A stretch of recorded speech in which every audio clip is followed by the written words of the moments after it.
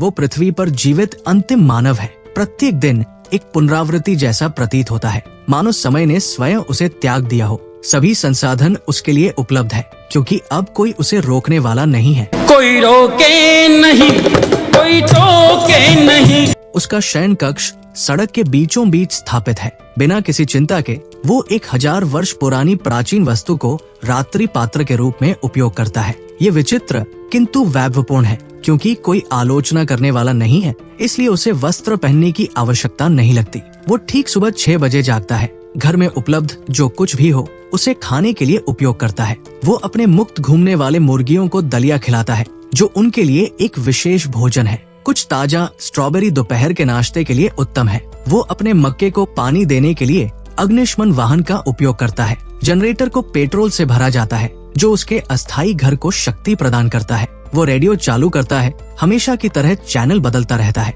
और जैसा कि हर बार होता है, कोई उत्तर नहीं देता। पिछले 3 वर्षों से प्रत्येक दिन ऐसा ही होता है। अपने सभी कार्य पूर्ण करने के पश्चात वो सबसे बड़े फुटबॉल मैदान की ओर जाता है, एक मॉडल के विरुद्ध विश्व कप फाइनल के लिए। वो गेंद को ड्रिबल करता है, शॉट लेता है और गोल करता है। गेंद जाल में उड़ती हुई चली जाती है। वो अपनी भुजाएं उठाता है और चिल्लाता है, यदि राष्ट्रीय टीम में मैं होता तो वे अब तक क्वालिफाई कर चुके होते। अपनी कार्यसूची की सभी चीजें पूर्ण करने के बावजूद केवल 2 घंटे ही बीते हैं। करने के लिए और कुछ न होने पर वो एक मॉडल के साथ बैठकर समय बिताता है। वे हॉलीवुड और अंतर्राष्ट्रीय फिल्में देखकर ऊब मिटाते हैं। अंत रात हो जाती है। दिन का सबसे रोमांचक हिस्सा शुरू होने वाला है। वो अंगड़ाई लेता है, जम्हाई लेता है और भूमिगत पार्किंग स्थल की ओर टहलता है। आज वो रोमांचक सवारी के लिए एक लैम्बोर्गिनी चुनता है। वो राजमार्ग पर तेज गति से गाड़ी चलाता है, एड्रेनलिन और स्वतंत्रता का उत्साह अनुभव करता है। वो व्यक्ति खड़ा होकर रात में गर्जना करता है,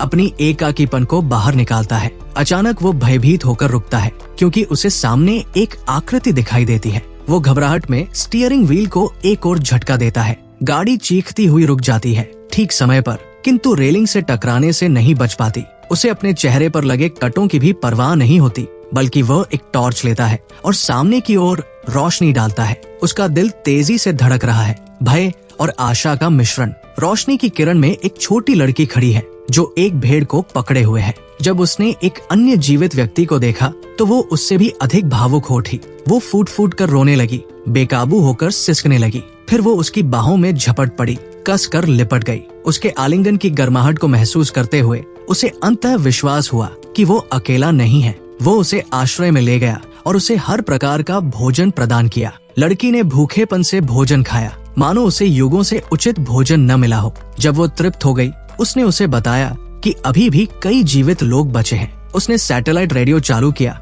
और वर्षों बाद पहली बार एक स्पष्ट संकेत प्राप्त हुआ। उत्तरी अमेरिका ने पहले ही सामाजिक व्यवस्था बहाल कर दी थी। उन्होंने विश्व भर में 26 शहरों में कार्यालय स्थापित किए थे, पुनर्निर्माण में सहायता और बचे हुए लोगों को एकत्र करने के लिए। चाहे कोई उत्तरी अमेरिका में स्थानांतरित होना चाहे या स्थानीय रूप से अपने घर का पुनर्निर्माण करना चाहे, संयुक्त गठबंधन ने समर्थन का वादा किया था। वो व्यक्ति इतना स्तब्ध था कि ऐसा लगा जैसे उसके मन में लाखों अल्पाका दौड़ रहे हों। फिर उत्साह ने उसे बिजली की तरह मारा। अभी भी लोग बचे थे। 3 पूरे वर्षों तक खंडहरों में भटकने के बाद एक भी व्यक्ति को न देखकर उसने एकाकीपन को अपनी नियति मान लिया था। किंतु अब आशा थी। उसी रात दोनों ने बेंग की ओर जाने का निर्णय लिया, जो गठबंधन के निकटतम चौकी वाला शहर था। अगली सुबह वे आपूर्ति पैक करते हैं और यात्रा की तैयारी करते हैं। फिर एक मजबूत जी-वैगन की स्टीयरिंग संभालकर वे सड़क पर निकल पड़ते हैं। रास्ते में वे कभी कभी मानव कंकालों से गुजरते हैं, जो विश्व के पतन की कठोर याद दिलाते हैं।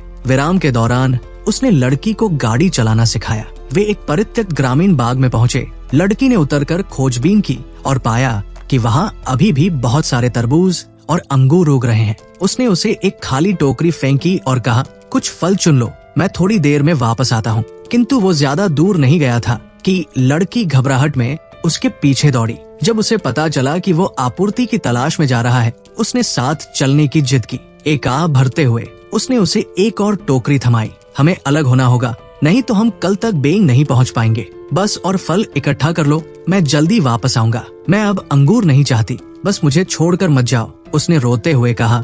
उसकी आवाज कांप रही थी और उसका चेहरा हृदय विदारक था। वो एक क्षण के लिए ठिठका, फिर धीरे से उसके गाल को छुआ और नरम स्वर में बोला, तू अंगूर नहीं चाहती, लेकिन अब मैं चाहता हूँ। दृढ़ नजरों के साथ उसने उससे कहा, यहाँ मेरा इंतजार कर, मैं वादा करता हूँ, मैं तुझे कभी नहीं छोड़ूंगा। अब हम परिवार हैं। ये कहकर वो गाड़ी लेकर चला गया। लड़की और उसका छोटा भेड़ का बच्चा उसे दूर जाते हुए देखते रहे। उसने जल्द ही पास में एक परित्यक्त दूरसंचार कंपनी खोज ली। उसने वहाँ से कई फोन इकट्ठा किए और उसने अन्य संचार उपकरण स्थापित किए। शियाई ने विभिन्न सामाजिक ऐप्स आजमाए। आखिरकार वो एक विदेशी मंच से जुड़ी और उनके आश्चर्य की बात, वहाँ उनके अपने देश के ढेर सारे उपयोगकर्ता थे। इस खोज ने उन्हें उत्साह से भर दिया, मानो आशा फिर से प्रज्वलित हो गई हो। उन्होंने गाड़ी की गति बढ़ाई, अपने गंतव्य बेंग की ओर तेजी से बढ़े। किंतु जब उत्साह शांत हुआ तो उस व्यक्ति की प्रवृत्ति जाग उठी। कुछ गलत लग रहा था।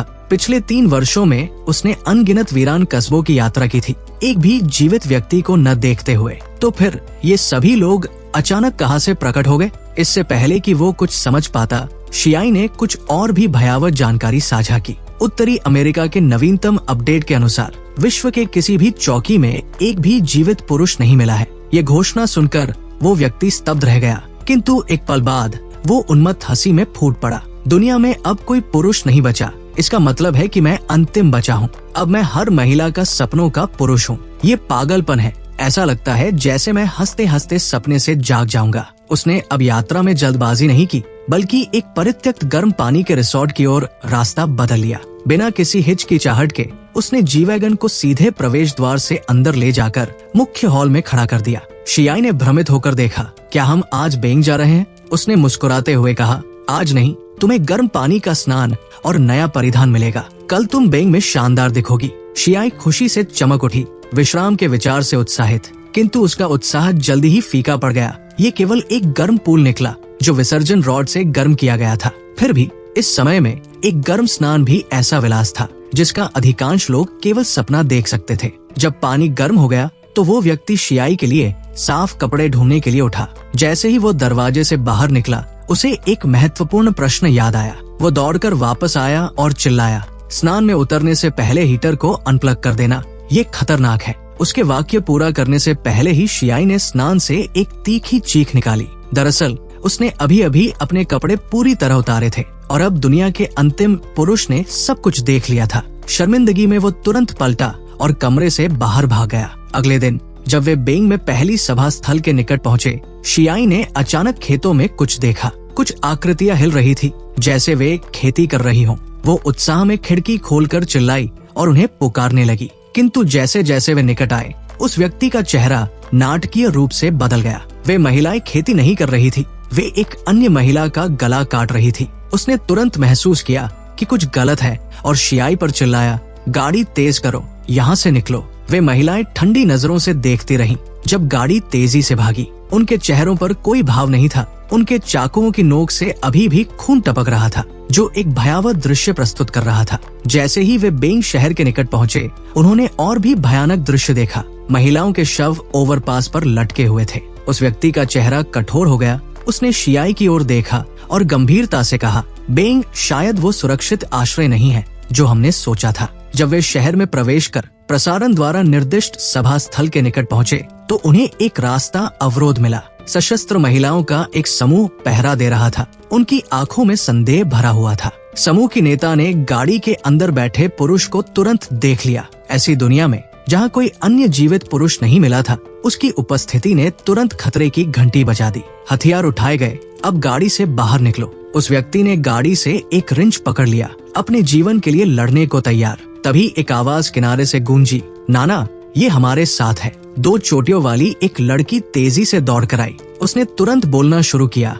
वो नई है, उसे अभी कुछ पता नहीं कि चीजें कैसे काम करती है, उसे नजरअंदाज करो। वो पहले खेल स्कूल में तैराक थी। इतने हार्मोन इंजेक्शन लिए कि उसका कंठमणि लगभग उभर आया। वो मजाक करते हुए बात कर रही थी। उसने अपने बैग से कुछ चॉकलेट निकाले और नाना को दे दिए। इस समय में चॉकलेट एक दुर्लभ विलासिता थी और जैसे ही नाना ने इसे लिया, उसने बिना एक और शब्द कहे उन्हें जाने का इशारा किया। गाड़ी में वापस शियाई ने चोटियों वाली लड़की का हृदय से आभार व्यक्त किया। हमें बचाने के लिए धन्यवाद। उस व्यक्ति ने आगे झुककर पूछा, वे लोग कौन हैं? लड़की ने लापरवाही से जवाब दिया, वो डोंगे सेना है, दूसरी रिंग के अंदर सब उनका क्षेत्र है, वहाँ कोई आम नागरिक नहीं जा सकता, खासकर तुम जैसे नकली पुरुष। शियाई ने तुरंत बोलना शुरू किया, वो नकली पुरुष नहीं है, वो। उसकी बात को उस व्यक्ति ने शांतिपूर्वक काट दिया। क्या तुम्हें पता है कि अब बचे हुए लोगों की चौकी कहाँ है? लड़की ने कंधे उचकाए। उन्हें दूसरी रिंग से बाहर निकाल दिया गया, लेकिन मैं तुम्हें वहाँ ले जा सकती हूँ।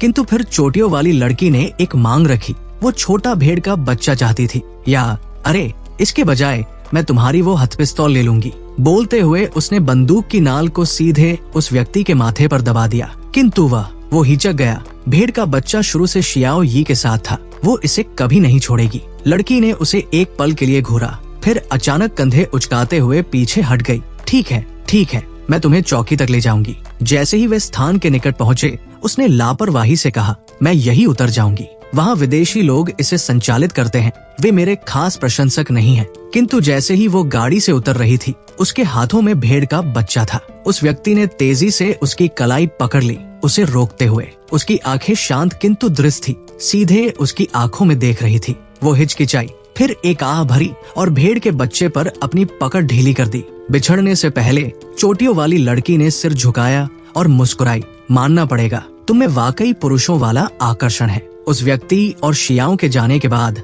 वो वहाँ खड़ी रही, उन्हें ओझल होते देखती रही। उसके होंठों पर एक चालाक जानकार मुस्कान उभरी। दोनों जल्द ही पास की बचे हुए लोगों की चौकी पर पहुँचे, किंतु जैसे ही वे अंदर कदम रखते हैं, महिलाओं का एक झुंड उनकी ओर दौड़ा, उस व्यक्ति को उन्माद में घेर लिया। कुछ इतनी उत्साहित थी कि उन्होंने सेलिब्रिटी देखने जैसे तस्वीरें खींचना शुरू कर दिया। उस व्यक्ति ने तुरंत होश संभाला और उसका फोन छीन लिया। आंखें सिकोड़ते हुए स्क्रीन पढ़ी। उसने पहले ही उसकी तस्वीर सर्वाइवर नेटवर्क पर पोस्ट कर दी थी, जो एकमात्र बचा सामाजिक मंच था। कुछ ही मिनटों में टिप्पणियां आने लगी। ये महसूस करते हुए कि वो मुसीबत में है, वो व्यक्ति जाने के लिए मुड़ा, किंतु जिस महिला ने तस्वीर अपलोड की थी, उसने उसका हाथ पकड़ लिया और छोड़ने से इनकार कर दिया। तुम कहीं नहीं जा रहे। उसके आश्चर्य की बात, उस महिला की पकड़ अविश्वसनीय रूप से मजबूत थी। उसने पूरी ताकत से संघर्ष किया, किंतु मुक्त नहीं हो सका। तभी कई वाहन उनकी ओर तेजी से आए, धूल के बादल उड़ाते हुए। एक गाड़ी के ऊपर खड़ी थी एक आकर्षक महिला, जो आलस्य से पुकार रही थी, मेरा नया पुरुष कहाँ है? उसके ठीक बगल में थी चोटियों वाली लड़की, वही जो पहले उनकी मदद कर चुकी थी। वो महिला और कोई नहीं बल्कि डोंगबे सेना की कमांडर किम मीना थी। निस्संदेह चोटियों वाली लड़की ही उसे यहाँ लाई थी। किम मीना ने मुस्कुराते हुए कहा, काफी समय हो गया जब मैंने किसी पुरुष के साथ व्यायाम किया था, आज रात वो मेरा है। एक गोरी महिला तुरंत हस्तक्षेप करने के लिए आगे बढ़ी, किंतु जैसे ही उसने मुंह खोला कि मीना ने बिना किसी हिचकिचाहट या दया के उसके सिर में गोली मार दी। गोरी महिला को खून के ताल में ढहते देख उस व्यक्ति का गुस्सा फट पड़ा। वो गर्जना के साथ किम मीना पर झपटा, उससे बंदूक छीनने की कोशिश करते हुए। अचानक पकड़ी गई किम मीना एक पल के लिए परास्त हुई, किंतु पलक झपकते ही उसने अपने शरीर को मोड़ा और वो व्यक्ति जमीन पर फेंक दिया गया। जैसे ही किम मीना अपनी प्रभुता स्थापित करने वाली थी, वो व्यक्ति अचानक तेजी से उछला। उसने एक त्वरित किपअप के साथ उसके सिर को कसकर पकड़ लिया। दोनों एक उलझे हुए ढेर में जूझने लगे, एक अराजक हास्यप्रद नृत्य प्रतियोगिता जैसे घूमते हुए। मौका देखकर उस व्यक्ति ने उसे एक कसकर आर्म बार में जकड़ लिया, एक ऐसा सबमिशन होल्ड जिससे बचना आसान नहीं था। जैसे ही उसने दबाव डाला कि मीना की आंखें पीछे की ओर मुड़ गई, तनाव के संकेत दिखाने लगी। उसके पहरेदार घबरा गए, ये महसूस करते हुए कि उनकी नेता वास्तव में हार सकती है। किंतु जैसे ही वे हस्तक्षेप करने वाले थे कि मीना ने एक दुष्ट आत्मविश्वास भरी मुस्कान बिखेरी। एक हाथ से उसने उसकी पकड़ को ऐसे खोल दिया जैसे वो कुछ भी नहीं थी। फिर उसने उसे बिना पसीना बहाए जमीन पर फेंक दिया। उसने बिना हिचकिचाहट के उसे थप्पड़ मारा और तंज कसा, यदि तुम अंतिम जीवित पुरुष न होते तो मैं तुम्हारे साथ समय भी न बिताती। अपमानित होकर उस व्यक्ति का गुस्सा फट पड़ा। उसने अपनी पूरी ताकत से बाएं मुक्के से प्रहार किया। उसने इसे केवल 3 उंगलियों से आसानी से पकड़ लिया। उसने दाएं हाथ से प्रहार किया, किंतु फिर वही 3 उंगलियों ने दोनों हाथों को इस्पात की तरह जकड़ लिया। उसके मन में एक भयावह विचार आया, क्या सर्वनाश ने महिलाओं को भी उत्परिवर्तित कर दिया था? क्या वो अब सबसे कमजोर प्रजाति बन चुका था? हताश होकर उसने किम मीना के पैरों पर बेतहाशा लाते मारी, किंतु वो टस से मस नहीं हुई, बल्कि उसने उसकी ओर तिरस्कार भरी मुस्कान के साथ नीचे देखा। तभी अचानक एक विशाल छाया उस पर मंडराई। एक उग्र काली महिला बुलडोजर पर सवार होकर आई, उसे किम मीना और उस व्यक्ति के बीच पटक दिया। ठीक समय पर उसे बचा लिया। वो महिला एकदम दिग्गज थी। जब वो किम को पीछे रोक रही थी, वो व्यक्ति गाड़ी में कूदा, व्याकुलता से इंजन शुरू किया, किंतु जैसे ही वो गाड़ी चलाने वाला था, उसने शियाओ यी को दरवाजे के पास छिपते देखा। एक पल के लिए वो हिचकिचाया, किंतु अंत में वो उसे पीछे नहीं छोड़ सका। अराजकता और गोलियों का सामना करते हुए वो बाहर दौड़ा और उसे गाड़ी की ओर खींच लाया। वही महिला जिसने उसका स्थान लीक किया था, अचानक फिर से कूदकर उनके रास्ते में आ गई। उसके भीतर गुस्सा फट पड़ा। ये सब उसी की गलती थी। बिना हिचकिचाहट के उसने रिंच को जोर से झुलाया। रास्ते से हट, धिक्कार है। कि मीना ने उसे भागते देखा और तुरंत चिल्लाई, उसके पीछे जाओ, उसे भागने न दो। किंतु इससे पहले कि उसका दल ज्यादा दूर जा पाता, बुलडोजर ने गाड़ी की छत को कागज की तरह तोड़ दिया। क्रोधित किम मीना बंदूक हाथ में लिए बुलडोजर पर कूदी और चिल्लाई, मर जा गद्दार। किंतु जब किम मीना ने काली महिला की शांत अबूझ आंखों को देखा तो उसे तुरंत पता चल गया कि कुछ गलत है। निश्चित रूप से उसने ठीक समय पर सिर घुमाया और देखा कि एक उत्खनन यंत्र पूरी गाड़ी को सीधे उसकी ओर झुला रहा है। धम, गाड़ी सटीक निशाने के साथ नीचे गिरी। उत्खनन यंत्र से जोरदार टक्कर के साथ ध्वस्त हो गई। इसी बीच वो व्यक्ति और शियाई गाड़ी में कूदे। भागने की जल्दबाजी में शियाई ने दरवाजा बंद करने के लिए हाथ बढ़ाया,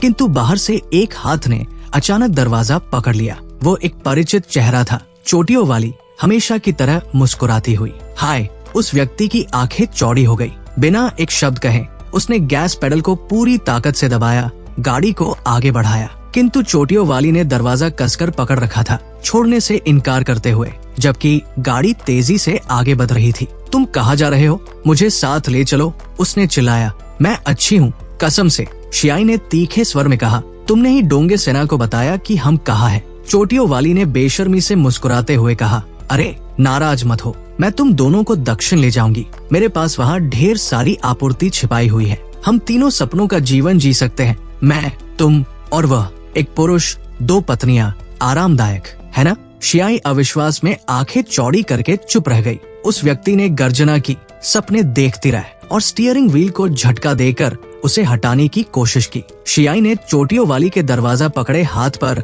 जोरदार लात मारी। चोटियों वाली ने आखिरकार अपनी पकड़ खो दी और गिरने लगी, किंतु आखिरी क्षण में उसने भेड़ के बच्चे का पैर पकड़ लिया। भेड़ का बच्चा गला घुटने से झाग निकालने लगा, घबराहट में अपने पैरों को लात मार रहा था। शियाई आंसुओं में थी, उसे छोड़ने की पीड़ा सहन नहीं कर पा रही थी। उस व्यक्ति ने चिल्लाया, छोड़ दो, ये मर जाएगा। आखिरकार शियाई ने सिसकियों के बीच चीख कर छोड़ दिया। उसने चोटियों वाली को, जो एक झूलते लटकन जितनी कष्टकारी थी, नीचे फेंक दिया। शियाई अपनी सीट पर ढह गई, चेहरा ढककर जोर जोर से रोने लगी, किंतु उनकी राहत अल्पकालिक थी। रियर व्यू मिरर में उस व्यक्ति ने दो गाड़ियों को देखा जो तेजी से उनके पीछे आ रही थी। उसका चेहरा लटक गया। नहीं, ये क्या बला है? ये डोंगबे सेना थी, दुनिया में बची सबसे बड़ी ताकतों में से एक, और उन्होंने उन्हें फिर से ढूंढ लिया था। लीड गाड़ी से किम मीना पूरी तरह उत्साहित दिख रही थी। वो वर्षों में इतनी उत्तेजित नहीं हुई थी। मुझे वो पुरुष चाहिए,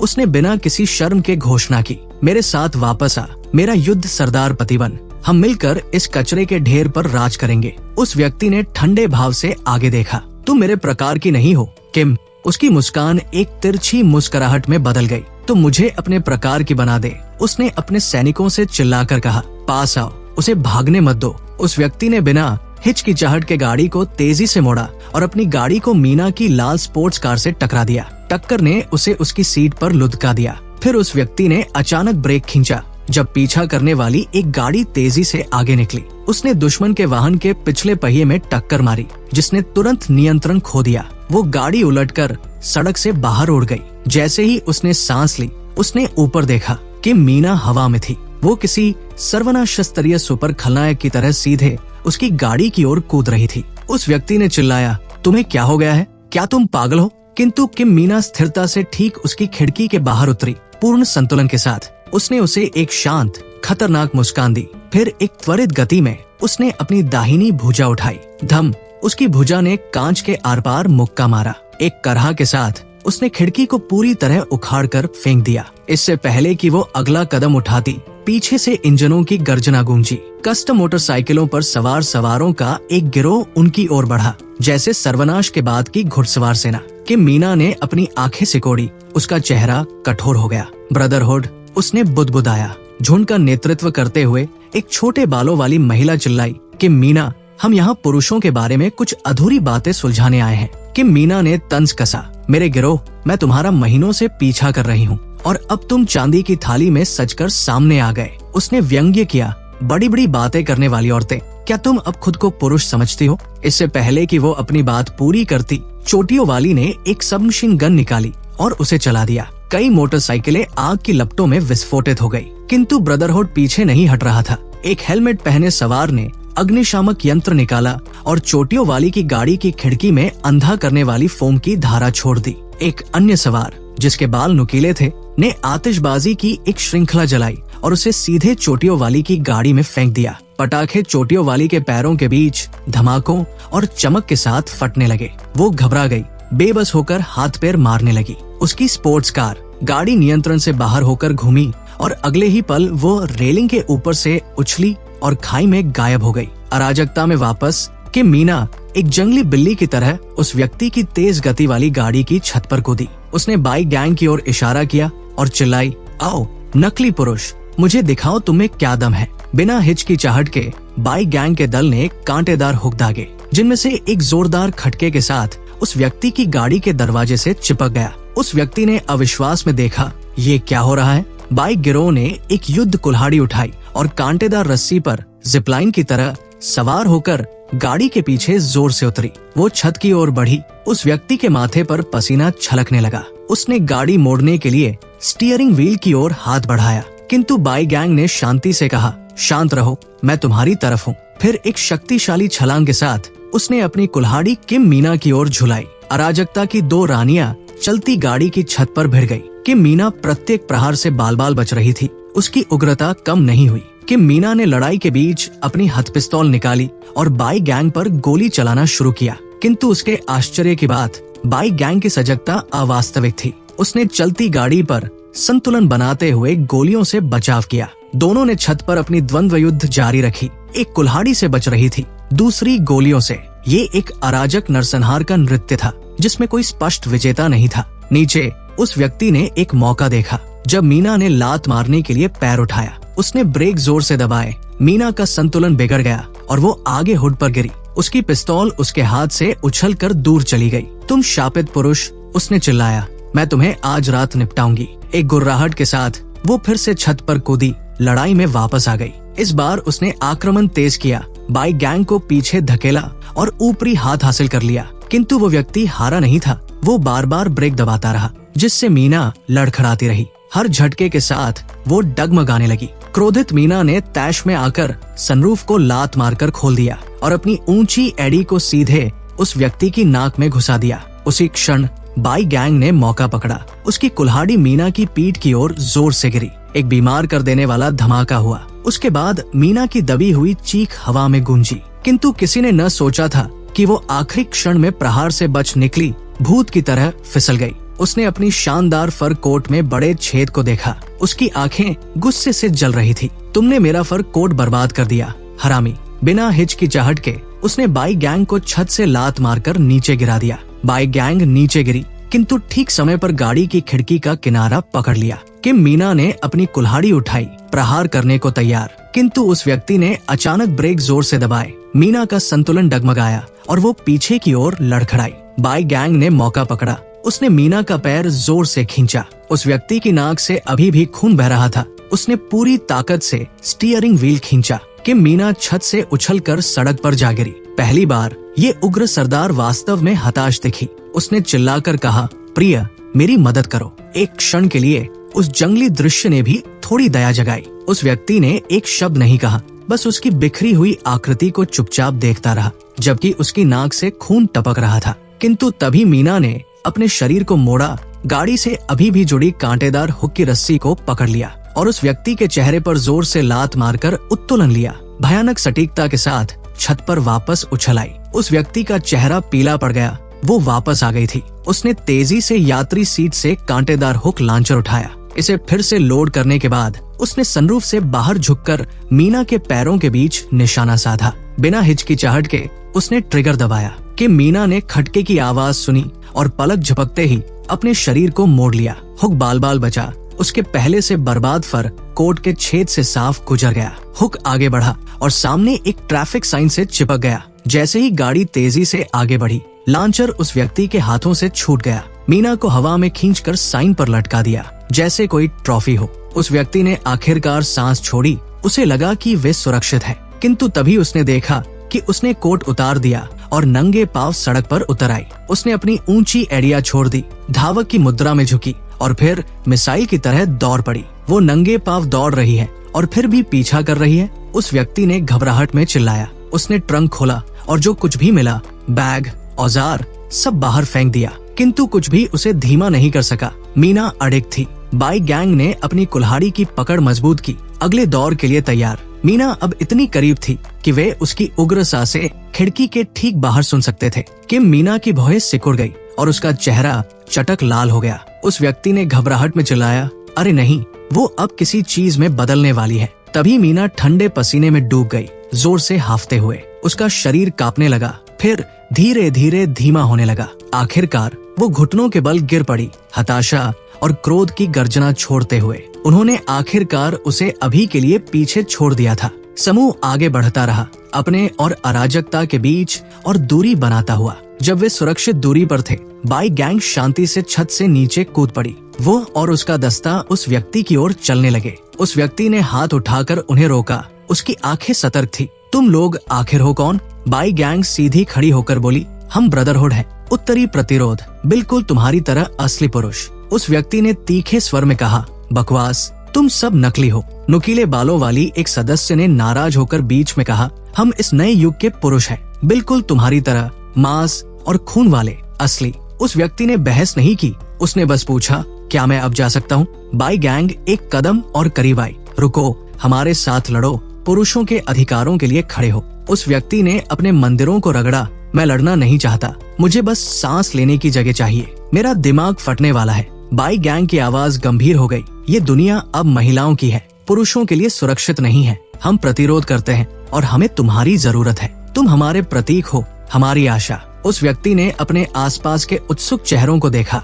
इतने हताश, इतने ईमानदार, और आखिरकार उसने वह एक सवाल पूछा जो उसके दिल पर भारी था। अगर मैं ना कहूँ तो क्या तुम मुझे फिर भी जाने दोगे? उसके सवाल को सुनकर बाइक गैंग धीरे धीरे आगे बढ़ी। उस व्यक्ति ने गियर शिफ्ट पर अपनी पकड़ मजबूत की, आंखें टकट की लगाए, किसी भी पल भागने को तैयार। किंतु हमला करने के बजाय बाइक गैंग ने अपनी गर्दन से एक हार उतारा और उसे आगे बढ़ाया। तुम जहाँ भी जाओ इसे दिखाओ और हमारे सहयोगी तुम्हारी मदद करेंगे। उस व्यक्ति ने इसे संशयपूर्ण किंतु कृतज्ञ हृदय से स्वीकार किया। फिर बेशर्मी से उसने हथियार, गैस और ढेर सारी जीवित रहने की आपूर्ति मांगी। ब्रदरहुड की महिलाओं ने पलक भी नहीं झपकी, गर्व के साथ सब कुछ सौंप दिया। उनकी उदारता से प्रभावित होकर उस व्यक्ति ने बाइक गैंग के साथ मुट्ठी टकराई और कहा, शुक्रिया भाई। वो बाकियों की ओर मुड़ा, मुट्ठी उठाई और चिल्लाया, धन्यवाद भाइयों, सभी पुरुषों का धन्यवाद। पुरुषत्व जिंदा है, पुरुषत्व के लिए लड़ो। गूंज खत्म होने से पहले उसकी गाड़ी पहले ही क्षितिज की ओर दौड़ चुकी थी। ब्रदरहुड का दल अपनी जगह पर ठिठक गया, पूरी तरह से हतप्रभ। कुछ क्षण बाद ब्रदरहुड में उत्साह फट पड़ा। हम पुरुष हैं, पुरुष कभी नहीं मरते, हम पुरुषत्व के लिए लड़ते हैं। गाड़ी में शियाई ने उत्सव को देखा और धीरे से कहा, वे वाकई तुम्हारी प्रशंसा करते हैं। उस व्यक्ति ने आंखें घुमाई और तंज कसा, वे सब पागल हैं, हर एक। कौन सोच सकता था कि ये अति सजा संवरा व्यंग्यात्मक आदमी वास्तव में पृथ्वी पर अंतिम पुरुष होगा। ब्रदरहुड से अलग होने के बाद वो और शियाओ ये उत्तर की ओर बढ़े। जैसे ही वे जंगयांग पुल के निकट पहुँचे, उन्होंने एक रास्ता अवरोध देखा, किंतु आसपास एक भी व्यक्ति नहीं था। उस व्यक्ति ने मलबा हटाने के इरादे से गाड़ी से बाहर कदम रखा, किंतु अचानक एक समूह महिलाएं ऊपर के पुल से नीचे कूदी, उस पर घात लगाकर। घबराहट में वो मुड़ा और भागा, चिल्लाते हुए, शियाई गाड़ी शुरू कर। किंतु इससे पहले कि वह दरवाजे तक पहुंच पाता और वाहन पीछे से गरजते हुए आए, हर भागने का रास्ता काट दिया गया। उस व्यक्ति ने अपना हथियार निकाला और चिल्लाया, आओ इसे खत्म करते हैं। एक सेकंड बाद उसे जमीन पर पटक दिया गया। उसे और शियाओ यी को घुटनों पर बैठने के लिए मजबूर किया गया। उनके हाथ बांध दिए गए। नेता, 2 चोटियों वाली एक लड़की आगे बढ़ी और मांग की कि वे बताए कि वे कहाँ से हैं। दोनों ने तुरंत अलग अलग जवाब दे दिए। ये काफी था। जासूस होने के आरोप में उन्हें पुल से फेंकने वाले थे। हताशा में शियाई ने अचानक अपनी मातृभूमि की बोली में चिल्लाकर कहा कि वे जासूस नहीं हैं। 2 चोटियों वाली कमांडर ने भौहें सिकोड़ी, कुछ गलत महसूस करते हुए, और अपने दल को रुकने का आदेश दिया। पहले इन्हें वापस ले चलो, उसने कहा। उस व्यक्ति ने पूरी तरह हारा हुआ महसूस किया। जब वो उनके वाहन में ढह गया, उन्हें एक विशाल संपत्ति पर ले जाया गया, जिसका भव्य प्रवेश द्वार बोल्ड अक्षरों में जंग मनोर लिखा हुआ था। आंगन से गुजरते हुए उस व्यक्ति ने अविश्वास में देखा। हर महिला पारंपरिक हान वस्त्र पहने थी। ये सर्वनाश के बाद का आधार कम, बल्कि समय यात्रा नाटक जैसा अधिक लग रहा था। इन महिलाओं की हर गतिविधि सुंदर और परिष्कृत थी, और उस व्यक्ति को स्पष्ट रूप से इस तरह के माहौल के लिए कमजोरी थी। हिरासत में होने के बावजूद वो चुपके से कुछ अतिरिक्त नजरें चुराने से खुद को रोक नहीं पाया। आखिरकार वे एक आकर्षक मंडप पर पहुँचे, जहाँ कई महिलाओं की हंसी हवा में तैर रही थी। जमीन पर कुछ पांडा शावक आलस्य से लोटपोट हो रहे थे। ये टूटी हुई दुनिया के बीच शांति का एक असली दृश्य था। 2 चोटियों वाली लड़की ने उस व्यक्ति को धक्का दिया। इन दोनों में कुछ अजीब है, उसने कहा। मंडप के केंद्र में बैठी थी एक महिला। स्पष्ट रूप से वह प्रभारी थी। उसका नाम था चिन। उसने उस व्यक्ति को लंबे समय तक घूरा। काफी देर तक कुछ न कहते हुए वो व्यक्ति असहज होने लगा। जितना अधिक वो उसे देखता, उतना ही बेचैन महसूस करता। वो मीना से अजीब तरह से मिलती जुलती थी। क्या वे बहनें थी? यदि ऐसा था तो वो एक दुस्वप्न से बचकर सीधे दूसरे में जा पहुंचा था। लंबी चुप्पी के बाद चिंग ने आखिरकार बोलना शुरू किया। तुम वही पुरुष हो, है ना? बाकी महिलाएं हफी। सभी ने घूरना शुरू कर दिया, किंतु वो व्यक्ति शांत रहा। ठंडे स्वर में जवाब देते हुए, क्या बात ने मुझे उजागर किया? चिंग खड़ी हुई। उसकी मुस्कान सूक्ष्म थी। ये तुम्हारी गंध है। तुम पुरुष की तरह महकते हो। आओ बैठो, घबराने की जरूरत नहीं। मैं तुम्हें बाकियों की तरह ही व्यवहार दूंगी, न अधिक न कम। कोई बेहतर विकल्प न होने पर वो व्यक्ति मान गया। शियाओं को अपने साथ मंडप में ले गया। जैसे ही वो बैठा, अन्य महिलाएं उसके चारों ओर झुंड बना लिया। उसके मुंह में मिठाइयाँ ठूंसने लगी, जैसे वो कोई राजा हो। इस बीच 2 चोटियों वाली लड़की एक खंभे के सहारे खड़ी थी। उसकी आंखों में गणनात्मक नजर के साथ उसे घूर रही थी। मुंह मिठाइयों से भरा होने के कारण वो व्यक्ति चिंग से बुदबुदाया। तुम कहती हो मैं एक साधारण मेहमान हूँ, तो क्या तुम मुझे जाने देने की हिम्मत करोगी? चिंग ने शांति से जवाब दिया। मैं तुम्हें क्यों रोकूंगी? यदि तुम जाना चाहते हो तो जाओ। उसके शब्दों ने उस व्यक्ति और 2 चोटियों वाली लड़की दोनों को अपनी जगह पर ठिठका दिया। वो जल्दी संभला और आंखें सिकोड़ते हुए बोला, तुम गंभीर हो? चिंग ने एक चालाक मुस्कान दी। बिल्कुल, मैं गंभीर हूँ, लेकिन एक शर्त है। तुम्हें मुझे काव्य द्वंद में हराना होगा। ये एक चुने हुए शब्द पर आधारित काव्यात्मक युद्ध है। दोनों पक्षों को बारी बारी से उस शब्द को शामिल करते हुए काव्य पंक्तियां सुनानी होंगी। जो पहले लड़खड़ाएगा वो हारेगा। आज का चुना हुआ शब्द है हृदय। हरे रंग की पोशाक में एक महिला सुंदरता से आगे बढ़ी। उसने अपनी आस्तीन उस व्यक्ति के गाल पर फेरी और नरम स्वर में सुनाया, एक सच्चा हृदय जीतना और कभी न बूदा होना। उस व्यक्ति ने बिना हिचकिचाहट के जवाब दिया। घायल हृदय चिन्हान की भूमि पर भटके, महल धूल और रेत में बदल गए। पीले रंग की पोशाक में एक महिला ने पीछा किया, धीरे से उसका हाथ उसके कंधे पर रखते हुए। पहाड़ पर लकड़ी है, पेड़ पर शाखा। मेरा हृदय तुम्हारे लिए तरसता है, किंतु तुम देखते नहीं। शियाई छेड़खानी से क्रोधित तीखे स्वर में बोली, मेरा हृदय उनके जैसा नहीं। मैं ईश्वरीय होने से बेहतर युवा रहूंगी। फिर बैंगनी पोशाक वाली एक महिला पीछे से लचकती हुई आई, आकर्षक अंदाज में। न भंवरे न तितलियां मुझे ढूंढती है। मेरे लाल वस्त्र चले गए, मेरा हृदय क्षीण हो गया। उस व्यक्ति ने उसकी ओर देखा भी नहीं, शांति से सुनाया, मेरा हृदय मृत लकड़ी सा, मेरा शरीर एक नाव बहता हुआ। बैंगनी पोशाक वाली महिला ने मुंह फुलाया, नकली नाराजगी के साथ चिंग की ओर मुड़ी। देखा, मैंने अपना हृदय चंद्रमा को समर्पित किया और इसने तो बस नाली को रोशन कर दिया। उस व्यक्ति ने शांति से एक मिठाई उठाई, उसका एक टुकड़ा खाया और दृढ़ता से कहा, यद्यपि वृद्ध और क्षीण, घोड़ा अभी भी 1000 मील दौड़ने का सपना देखता है। गोधूली में भी नायक का हृदय उज्जवल जलता है। चिंग उसे पूरे समय देख रही थी। इन शब्दों को सुनकर उसे एहसास हुआ कि ये व्यक्ति खिलवाड़ करने वाला नहीं है। उसका उसके प्रति दृष्टिकोण बदल गया।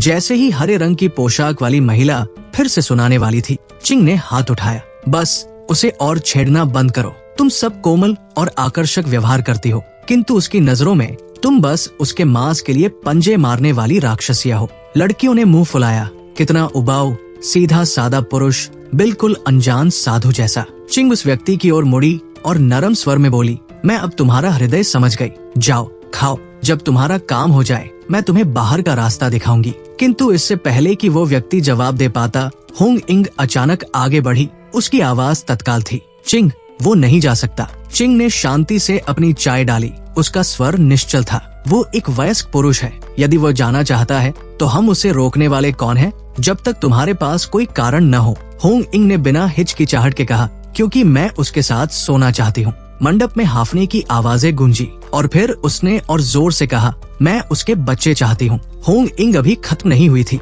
इस पुरुष के साथ हमारे पास उत्तरी अभियान के लिए अंतः लाभ है। लिंगन गुट हमारे साथ जुड़ेगा, पूर्वोत्तर सेना टूट जाएगी। हम पूरे देश को एकजुट कर सकते हैं। वो हमारा तुरुप का पत्ता है। चिंग, जो आधे रास्ते पर थी, रुकी। उसका स्वर ठंडा था। मैं इसे इस तरह नहीं देखती। वो पीछे मुड़ी। उसका चेहरा शांत किंतु दृढ़ था। होंग इंग, इस तरह के कपड़ों में संपत्ति में प्रवेश करके क्या तुमने हमारे नियम भुला दिए हैं? होंग इंग ठिठक गई। ये सच था। उसने मनोर के पारंपरिक वेशभूषा के नियम का पालन नहीं किया था, किंतु उसने तुरंत तीखे स्वर में जवाब दिया, उस व्यक्ति की ओर उग्र विश्वास के साथ इशारा करते हुए, मुझे परवाह नहीं, मैं तुम्हारे साथ सोऊंगी। ये कहकर वो घूमी और अपने दल के साथ जंग मनोर से तूफान की तरफ बाहर निकल गई। यहाँ तक कि चिंग, जो आमतौर पर संयमित और शांत रहती थी, एक पल के लिए अनिश्चित दिखी। आखिरकार वह, इस संपत्ति के अंदर तुम सुरक्षित हो, बाहर तुम्हें अपनी स्वतंत्रता स्वयं अर्जित करनी होगी। चुनाव तुम्हारा है। उस व्यक्ति ने लंबी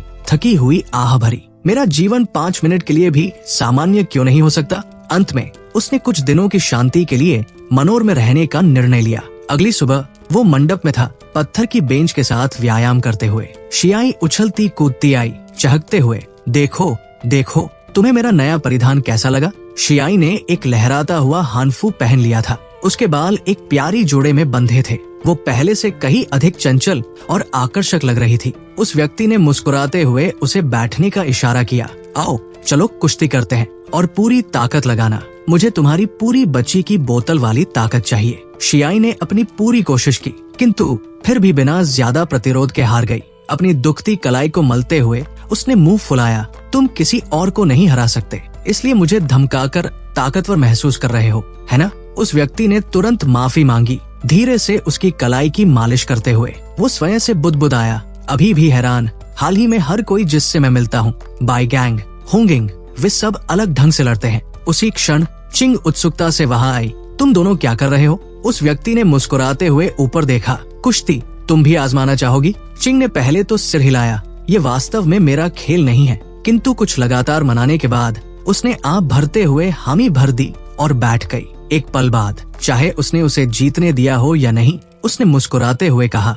देखा, पुरुष फिर भी अधिक ताकतवर है। उस व्यक्ति ने अपनी हथेली को निराशा से देखा। ये वो परिणाम नहीं था जिसकी उसे आशा थी। अचानक उसने पूछा, वैसे तुम्हारा होंग इंग के साथ क्या रिश्ता है? चिंग ने ठंडे स्वर में जवाब दिया, होंग इंग ताकत प्रदान करती है, मैं संसाधनों का प्रबंधन करती हूँ। वो लड़ती है, हम मिलकर जंग को स्थिर रखते हैं। फिर वो अचानक मुस्कुराते हुए ऊपर देखी, शैतान का नाम लिया और वो हाजिर। उस व्यक्ति ने पीछे मुड़ा और लगभग घुटन में आ गया। होंग इंग ठीक उसके पीछे खड़ी थी, केवल एक पारंपरिक रेशमी डेधु में। वो चीखा और पत्थर की मेज पर कूद गया। होंग इंग ने अपनी बाहें क्रॉस की और शांति से कहा, शांत हो जाओ, मैं बस तुम्हारे साथ सोना चाहती हूँ, खाना नहीं। चिंग ने मुस्कुराते हुए चुटकी ली, वो खूबसूरत है, तुम इतने तनाव में क्यों हो? ये आखिरी कड़ी थी। उस व्यक्ति का गुस्सा फट पड़ा, मैं इस सब के साथ ठीक क्यों हूँ? तुम सोचती हो कि दुनिया उलट गई तो तुम नियम उलट सकती हो और मुझ पर हावी हो सकती हो। अब तुम मुझे पालतू जानवर की तरह रखना चाहती हो,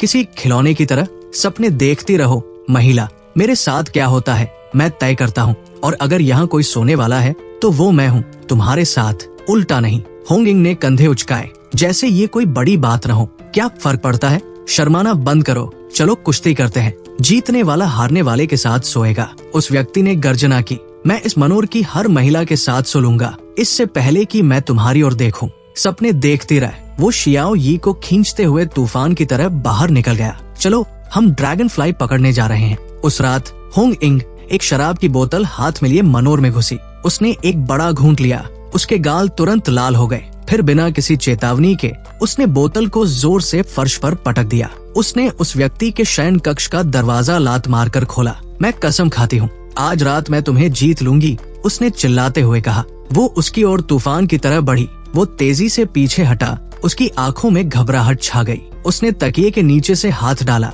आत्मरक्षा के लिए एक छोटा फल चाकू निकाला, किंतु होंग इंग, जंग कोर की कमांडर, जरा भी नहीं हिली। उसने उसे इतनी जोर से थप्पड़ मारा कि वो गुड़िया की तरह बिस्तर पर पीछे उछल गया। होंग इंग ने झपट्टा मारा। उस व्यक्ति को बिस्तर पर मजबूती से दबा दिया। वो शारीरिक रूप से अपनी प्रभुता साबित करने के लिए दृढ़ थी, किंतु वो व्यक्ति आसानी से हार मानने वाला नहीं था। उसने उसके कान पर जोर से काट लिया, आत्मसमर्पण करने से इनकार करते हुए। उसके कान से खून टपकने लगा। होंग इंग का चेहरा और गहरा हो गया। ठीक है, तुमने खुद ये मांगा, उसने अपनी आस्तीनें चढ़ाई और बिना दया के उसे बाएं दाएं थप्पड़ मारने लगी। 18 थप्पड़ों का एक पूरा सेट, तेजी से एक के बाद एक, उस व्यक्ति पर पूरी तरह हावी हो गया। उसकी युद्ध शक्ति अवास्तविक थी। उसके पास कोई मौका नहीं था और वो हार कर ढह गया। उसे निढाल और हाफता देख होंग इंग ने बिना हिचकिचाहट के उसके कपड़े उतार दिए। उसने दावा किया कि ये लड़ाई के बारीक विवरणों का पूर्ण विश्लेषण करने में मदद करेगा।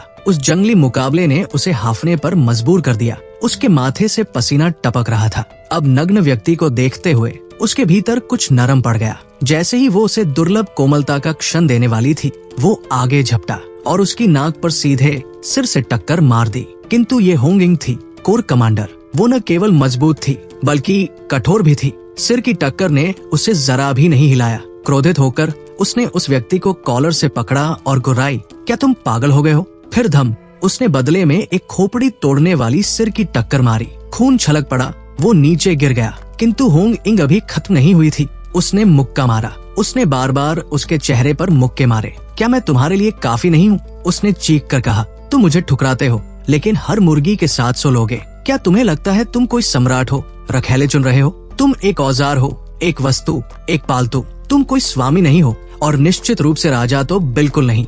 जब तक उसने बात खत्म की, वो व्यक्ति बुरी तरह पीट चुका था। चोटिल, खून से लथपथ, मुश्किल से होश में। उसकी बची खुची ताकत भी पूरी तरह नरम पड़ चुकी थी। होंग इंग ने उसे देखा। उसकी आंखों में पश्चाताप की एक झलक चमकी। शायद उसने बहुत दूर चले गए थे, किंतु उसका अभी उसे छोड़ने का इरादा नहीं था। उसने एक लड़की को बुलाया जो देख रही थी। इसे सहन शक्ति की गोलियां दो। फटे होठों से उस व्यक्ति ने अपनी आखिरी बगावत में गुर्राया। नहीं, लड़की ने नीली गोलियां उसके मुंह में डालने की कोशिश की, किंतु उस व्यक्ति ने सारी गोलियां थूक दी। लड़की का चेहरा पीला पड़ गया। अरे नहीं, इसने अपनी जीभ काट ली। होंग इंग ठिठक गई। ये झटका उसे तुरंत होश में ले आया। आखिरी जीवित पुरुष, और वो इस्तेमाल होने से बेहतर खुद को मार लेगा। अगर वो वाकई मर गया तो खेलने के लिए कुछ भी नहीं बचेगा। कुछ घबराहट भरी छटपटाहट के बाद होंग इंग और लड़की ने आखिरकार उसे अपनी जीभ काटने से रोक लिया। होंग इंग ने तीखे स्वर में कहा, तुम्हें हो क्या गया है? तभी चिंग आखिरकार पहुंची,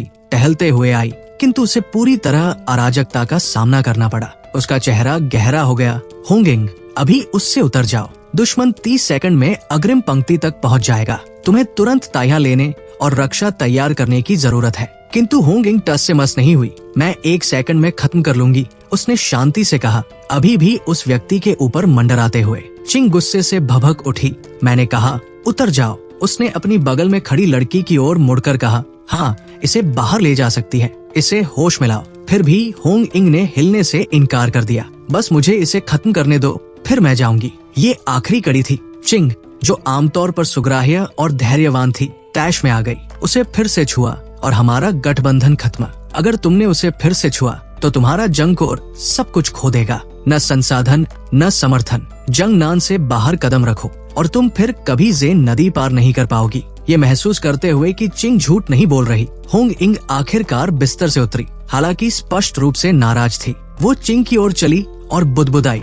तुम्हारा दिमाग खराब है क्या? वो पृथ्वी पर आखिरी पुरुष है, तुम उसका इस्तेमाल नहीं करना चाहती क्या? उसे किसी शुभंकर की तरह रखने की योजना है? चिंग का स्वर नरम पड़ा। होंग इंग, वो एक इंसान है, खिलौना नहीं। किंतु होंग इंग ने उसकी बात काट दी और बाहर चली गई। उसने कंधे के ऊपर से फेंकते हुए कहा, जो भी हो, वो अभी काम करने लायक भी नहीं है। अगर चाहो तो उसे रख लो। फिर उसने पुकारा, हाँ यहाँ रुक सकती है और उस पर नजर रख सकती है। सबके चले जाने के बाद वो व्यक्ति अकेला झील के किनारे बैठा। उसने जो कुछ भी झेला था उसने उसे शारीरिक और मानसिक रूप से थका दिया था। चिंग और शियाई आखिरकार उसके पास आए। चिंग ने पूछा, जीभ काम नहीं आई, अब क्या खुद को डुबाने की योजना है? उस व्यक्ति ने कमजोर हंसी छोड़ी। मैंने सोचा था कि महिलाओं द्वारा शासित दुनिया अधिक कोमल होगी। पता चला ये लिंग के बारे में नहीं, सत्ता के बारे में है। उसने उसकी ओर देखा। तो मेरा क्या प्लान है? चिंग उसके बगल में बैठ गई और शांति से बोली, खुद को संभालो। क्या तुम अभी भी उत्तरी मिर तक पहुंचना नहीं चाहते? उस व्यक्ति ने व्यंग्य भरी मुस्कान दी, आंखें अभी भी नीचे। मुझे इस अच्छा पुलिस बुरा पुलिस वाले नाटक से बख्श दो।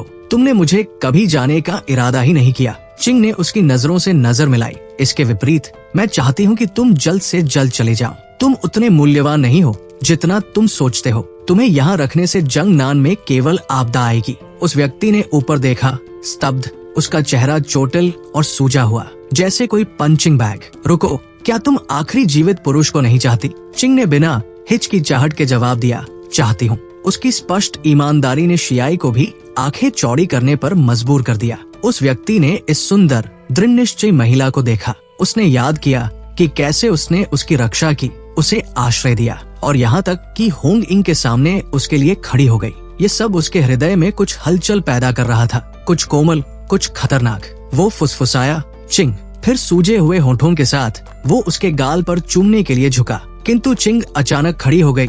उसकी आवाज ठंडी थी। मैं एक पुरुष चाहती हूँ, लेकिन तुम वो नहीं हो। उसका चेहरा लटक गया। तुमने अभी क्या कहा? चिंग ने उसकी ओर नीचे देखा और दृढ़ता से कहा, मुझे जो पुरुष याद है वे मुश्किलें आने पर आत्महत्या में नहीं डूबते। उस व्यक्ति ने अपने सूजे चोटिल चेहरे की ओर इशारा किया। आत्महत्या? तुम्हें लगता है मैंने इसके लिए भीख मांगी? मैं एक ऐसी दुनिया में जीवित रहा हूँ जो राक्षसों से भरी है, पूरी तरह शक्तिहीन, और तुम इसे छोटी सी बाधा कह रही हो। गंभीरता से चिंग ने उसके प्रकोप को स्वीकार नहीं किया। वो बस बोली, मैंने सोचा था कि मुझे पृथ्वी पर आखिरी पुरुष मिल गया है, लेकिन मुझे तो बस एक ऐसा लड़का दिख रहा है जो पहली बार घर से दूर निकला है। उस व्यक्ति ने बहस नहीं की। उसने बस आह भरी, खड़ा हुआ और जाने के लिए मुड़ गया। जैसे जैसे वो चल रहा था वो बुदबुदाया, तुम सही हो, बिना ताकत के मैं कुछ भी नहीं हूँ। मैं बस सिचुआन वापस जाऊंगा। चिंग ने उसकी पीठ की ओर देखा। उसकी आवाज हताशा से ऊंची हो गई। ताकत ही सब कुछ नहीं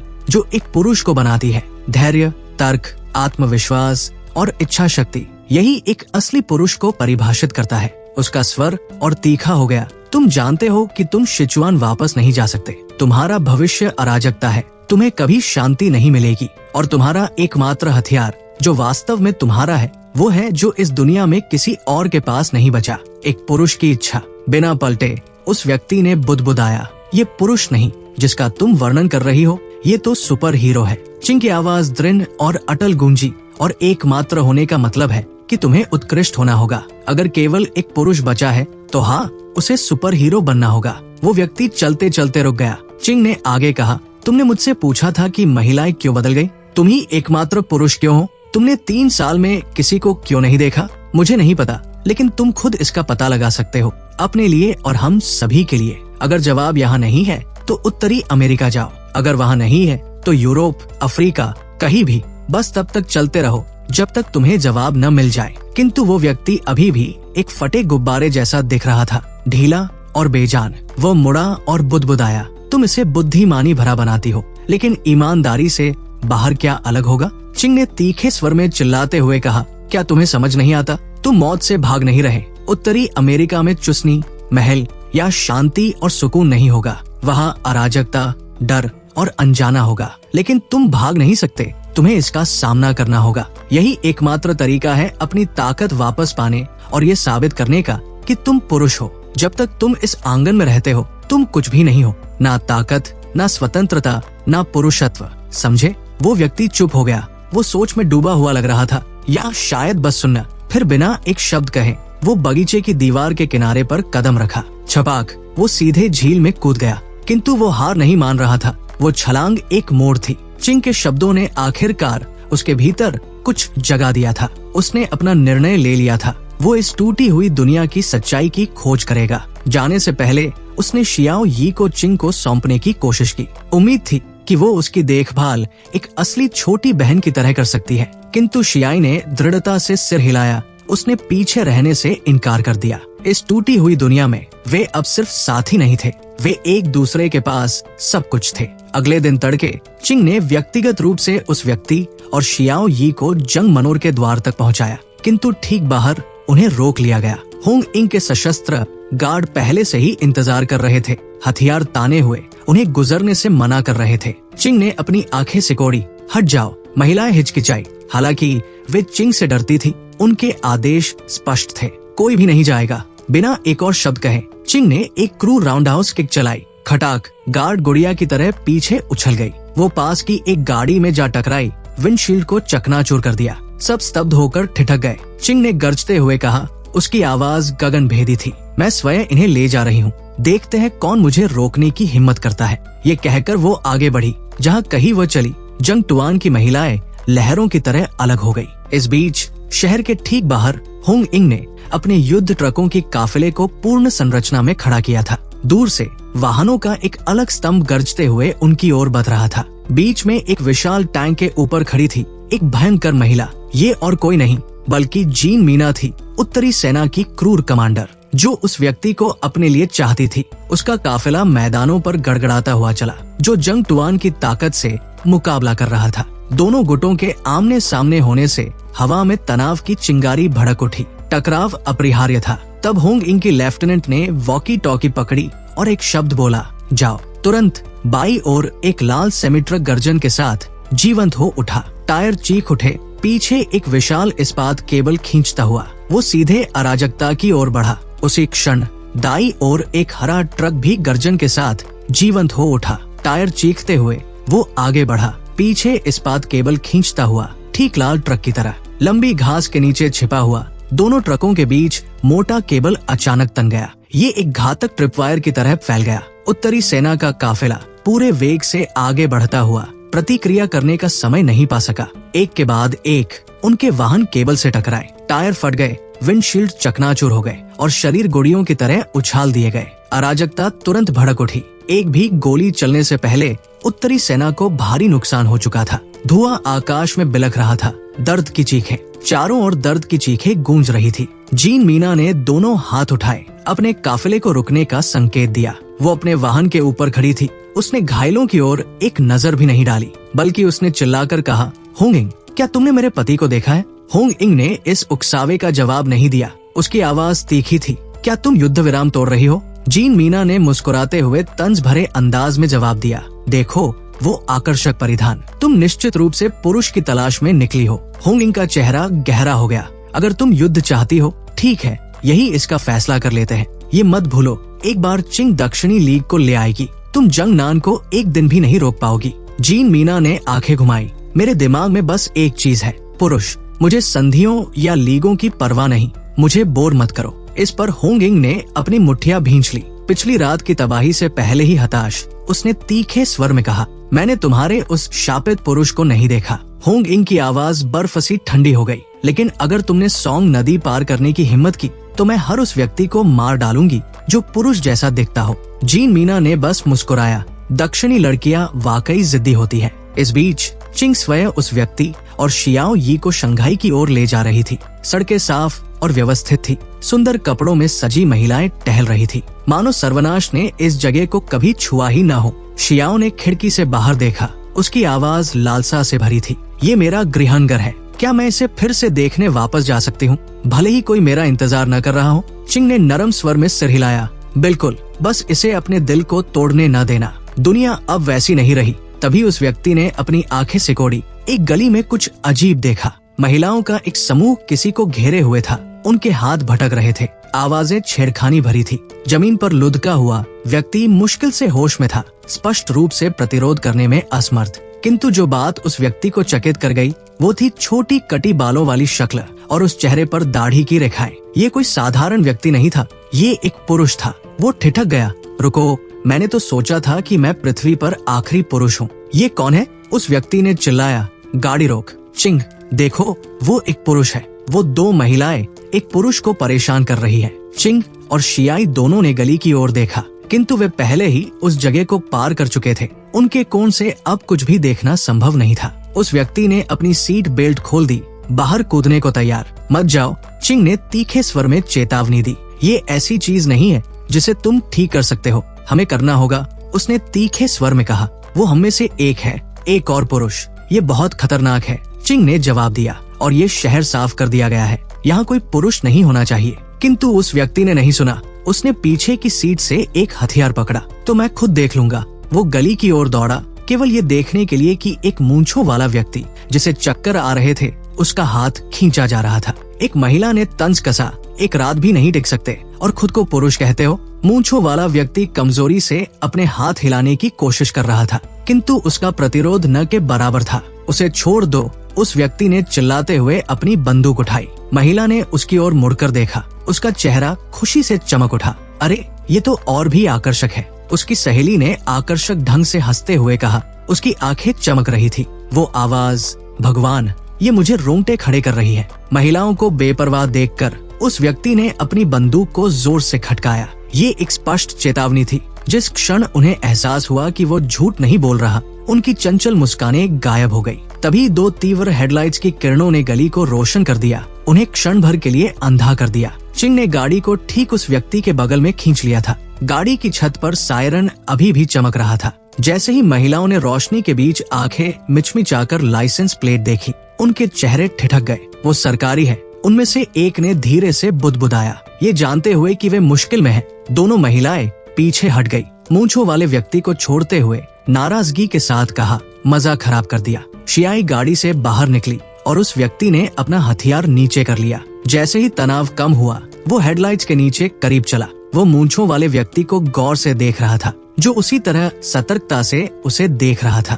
जैसे ही उस व्यक्ति की नजर मूंछों वाले के सपाट पेट और थोड़े उठे हुए सीने पर पड़ी, एक भयानक एहसास ने उसे झकझोर दिया। उसने हाथ बढ़ाया और मूंछों वाले के चेहरे पर खींचा। निश्चित रूप से नकली मूंछ हल्के से खींचने पर तुरंत निकल आई। उसका दिल डूब गया। चिंग शुरू से सही थी, यहाँ वाकई कोई और पुरुष नहीं था। किंतु तभी मूंछों वाले की नजर उस व्यक्ति के गले में लटके हार पर पड़ी, वही हार जो बाई गैंग ने उसे दिया था, पुरुष प्रतिरोध का प्रतीक। मूंछों वाले की आंखें चौड़ी हो गई। रुको, तुम बाई गैंग हो? एक धमाका उनकी बात काट गया। चिंग की गाड़ी को एक तेज रफ्तार वाहन ने टक्कर मार दी थी। चिंग की गाड़ी की खिड़कियां तुरंत चकनाचूर हो गई। हिंसक टक्कर ने उसे एयर बैग्स में धकेल दिया। उसके माथे से खून टपक रहा था। दूसरी गाड़ी का अगला हिस्सा मलबे में बदल गया था, उससे गाढ़ा धुआं निकल रहा था। एयर बैग्स खुल गए, लेकिन मलबे के अंदर एक खरोंच भी नहीं। ये नाजा थी। शैतानी ढंग से मुस्कुराते हुए उसने फुसफुसाया, तुम्हें ढूंढना वाकई मुश्किल था।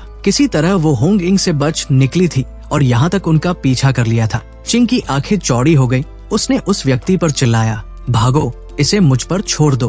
उसका दिल डूब गया। ये महिला अथक थी। वो यहाँ तक उनका पीछा कैसे कर पाई? नाजा पास की एक दूसरी गाड़ी में कूद पड़ी और अपने ड्राइवर पर चिल्लाई, उनका पीछा करो। बिना एक और शब्द कहे उस व्यक्ति ने शियाओं का हाथ पकड़ा और भाग खड़ा हुआ। हम यहाँ से निकल रहे हैं। गली के ठीक बाहर उन्होंने दीवार के पास एक पुरानी साइकिल खड़ी देखी। सोचने का समय नहीं था। उसने शियाओ यी को आगे की टोकरी में उठाकर बिठाया और पूरी ताकत से पैडल मारने लगा।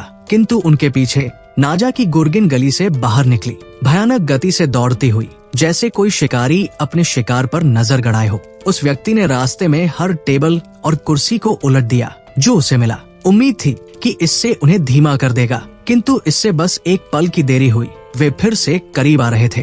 तभी शियाई ने उसकी कमर में खोसी हुई बंदूक देखी। बिना हिचकिचाहट के उसने उसे पकड़ लिया और अभ्यास के साथ सेफ्टी खोल दी। वो व्यक्ति हैरान रह गया। उसने बंदूक चलाना कब सीख लिया? शियाई ने हथियार उठाया, पीछा करने वालों पर निशाना साधा जो करीब आ रहे थे, किंतु उसके हाथ कांप रहे थे। उसकी उंगली ट्रिगर पर जमी हुई थी। जैसे जैसे दुश्मन करीब आए, उसने अपने होंठ काटे, आंखें बंद की और ट्रिगर खींच लिया। गोली की आवाज गूंजी, लेकिन निशाना चूक गया। गोली बिना नुकसान पहुंचाए पास से निकल गई। बंदूक उसके हाथों से फिसलकर फुटपाथ पर गिर गई। अभिभूत होकर वो बेहोश हो गई और आगे गिर पड़ी। उस व्यक्ति ने हाथ बढ़ाकर उसे उसकी कमीज के पीछे से ठीक समय पर पकड़ लिया। एक हाथ से उसे पकड़े और दूसरे से पागलों की तरह पैडल मारते हुए वो आगे बढ़ा। पीछे मुड़कर देखने की हिम्मत नहीं की। जैसे ही वो एक व्यस्त चौराहे पर पहुंचा, उस व्यक्ति ने अचानक चिल्लाया, उत्तरी सेना के जासूस। जैसी उसे उम्मीद थी, भीड़ तुरंत शत्रुतापूर्ण हो गई। उनकी आंखें सिकुड़ गई पीछा करने वालों की ओर। एजेंटों को धीमा करना पड़ा, आसपास की महिलाओं की भीड़ से सावधान। मौके का फायदा उठाकर वो व्यक्ति एक तंग गली में घुस गया, किंतु पीछा करने वाले कोई नौसिखिए नहीं थे। उन्होंने दृश्य का एक पल के लिए अध्ययन किया, फिर उसे दूसरी तरफ से घेरने के लिए बंट गए। पीछे मुड़कर देखने पर कोई नहीं दिखा। उस व्यक्ति के सीने में ठंडक दौड़ गई। उसने सामने की सड़क को गौर से देखा। इस बात की पूरी संभावना थी कि वे चारों ओर से घेर रहे हों। जैसे ही वो चौराहे के करीब पहुंचा, उसका शरीर तंग गया, अचानक टकराव के लिए तैयार। तभी सड़क के किनारे एक दरवाजा जोर से खुला। एक आवाज ने पुकारा, यहाँ जल्दी। ये और कोई नहीं बल्कि वही नकली दाढ़ी वाला व्यक्ति था जिसे उसने अभी बचाया था। बिना समय गवाए उसने शियाओ यी को पकड़ा और दरवाजे से अंदर दौड़ गया। कुछ क्षण बाद पीछा करने वाले वहां पहुंचे। उन्होंने सड़कों को सिकुड़ी आंखों से स्कैन किया, किंतु वो व्यक्ति गायब हो चुका था। जब उसने दरवाजे के ऊपर का साइन देखा, उसका चेहरा ठिठक गया। वहां घिसे हुए लकड़ी पर उकेरा हुआ था, पुरुषों का ब्रदरहुड, जंग और शाखा। उसके भीतर बेचैनी की एक लहर दौड़ गई।